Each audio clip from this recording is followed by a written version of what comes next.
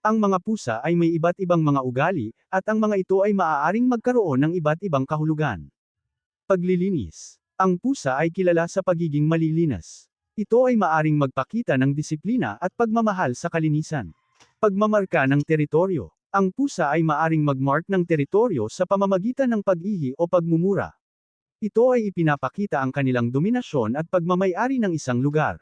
Pagkakainteres. Kapag ang pusa ay nagpapakita ng interes sa isang bagay o hayop, ito ay maaaring nangangahulugan ng curiosity o curiosity. Ito ay isang natural na ugali para sa kanilang pag-aaral ng kanilang kapaligiran.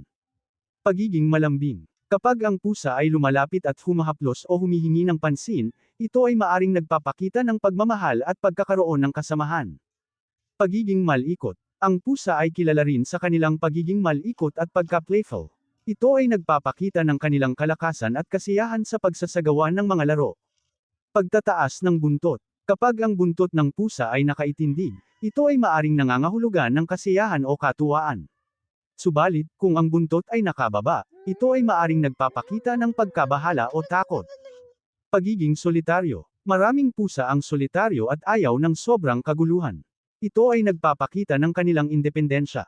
Pagkaalon. Minsan, ang pusa ay nagkakaroon ng pagkakaalon o pagkakasunod-sunod ng kanilang katawan, ito ay maaaring isang forma ng relaxation o kasiyahan. Pagkakulit. Kapag ang pusa ay madalas na nagpapakita ng kakulaitan, ito ay maaaring nagpapakita ng pangangailangan ng pansin o pagnanais na maglaro. Pagiging territorial. Ang mga pusa ay maaring mapanagot sa kanilang teritoryo at maging agresibo laban sa ibang pusa o hayop na pumapasok dito. Mahalaga ring tandaan na ang mga ugali ng pusa ay maaaring mag-iba-iba depende sa kanilang individual na personalidad at karanasan.